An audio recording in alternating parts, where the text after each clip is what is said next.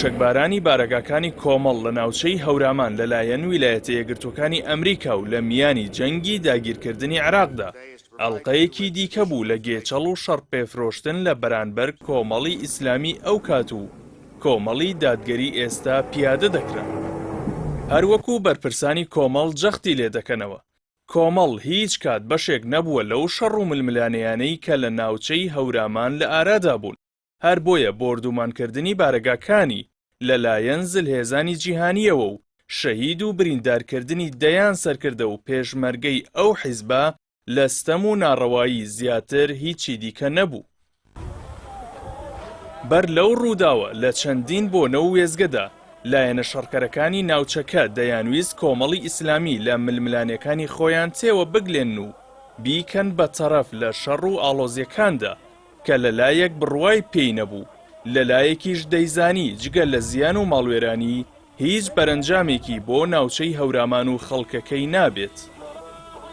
هەوڵی تێوەگلاندنی کۆمەڵ لە شەڕێکی ناوچەیی و لە نێو خەڵک و خاکی کوردستاندا لە کاتێکدا بوو کە کۆمەڵی ئیسلامی ئەو کات و کۆمەڵی دادگەری ئێستا بە درێژایی کاری حزبی خۆی هیچ کات لەگەڵ شەڕ و ئاڵۆزیەکدا نەبووە کە بە زیان بەسەر خەڵکدا بشکێتەوە. بۆ ئەو مەبەستەش چەندین دەستپێشخەری و هەوڵی ناوبژی لە نێوان یەکێتی نیشتیمانی و ئەنساروولئیسلام خستەگەڕ، بەڵام گوێی بۆ نەگیرا و هەوڵەکانی بێئەنجام بوون. سەرباری ئەوە کۆمەڵ بەردەوام باجی داوە و لە بیری تۆڵەکردنەوە و شەڕکردندا نەبووە، لە پێناو گەڕاندنەوەی ئارامی بۆ ناوچەکە و ڕێگرتن لە کوشتار و خوێنڕێژی. کۆمەڵی ئیسلامی بە گیانی سەرکردە و پێشمەرگەکانی توانی ڕێ لە ئاڵۆزی زیاتر لە ناوچەی هەورامان بگرێ و بازنەی ململانەکان بەرتەسک بکاتەوە.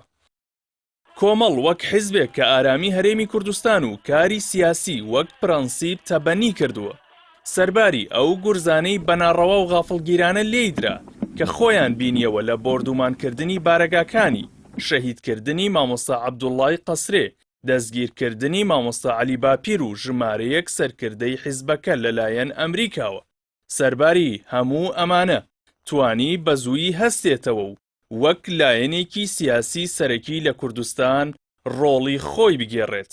ئەمەش لەوەوە سەرچاوەی گرت کە کۆمەڵ هەڵقوڵاوی ناوجەماوەری موسڵمانی کوردستان بوو. خەڵک وەک پارێزەری دین و ژینی خۆیان لێیان دەڕوانی و متمانەیان پێی هەبوو. تەنانەت تەنیا دوای ساڵێک لە هەموو ئەو ڕووداوانە کۆمەڵ بەشداری لە هەڵبژاردننی ڕێکخراوەکانی قوتابیاندا کرد و نوێنەرەکانی قوتابیانی کۆمەڵ متمانەی بەرفراوانیان لە نێو توێژی قوتابیاندا بەدەست هێنا. نزیکەی 2 ساڵیش دوای ئەو ڕووداوانە کۆمەڵ بەشداری لە هەردوو هەڵبژاردننی پەرلەمانی کوردستان و ئەنجومەنی نوێنەرانی عێراقدا کرد و توانی لە هەردوو پرۆسەکەدا ئەنجامی گەورە بەدەستبێنێت و ببێتە مفاجئەی هەڵبژاردن. لەو کاتەشەوە تاکو ئێستا کە 20 ساڵ تێپەڕیوە کۆمەڵ بەشداری چەندین پرۆسەی هەڵبژاردننی کردووە و نوێنەرانی لە پەرلەمان و حکوومەتی هەرێم و حکوومەت و ئەنجومەنە خۆجێیەکاندا هەبووە. وەکو حیزبیش تاکو ئێستا لەسەر هەمان باوەڕ و ئەجێندای خۆی بەردەوامە کە پاراستنی دین و ژینی خەڵک و دژایەتی گەندەڵی و نادادیە. کۆمەڵ لە دەیان وێزگەی کاری پەرلەمانی و ئەرک و پۆستی حکومیدا بوونی هەبوو و نوێنەرانی هەمیشە پێشەنگ بوون لەسەر ڕاستی و دەستپاکی و ئەمانەتداری لە بەجێگەیاندنی ئەرکی سەرشانیان. هەر بۆیە لە هەر کوێ نوێنەر و کاربەدەستی کۆمەڵ هەبوو بێت، خەڵک هەستیان بە ئارامی کردووە و دڵنیا بوون کە مافەکانیان نافەوتێ و ستەمیان لێ ناکرێت.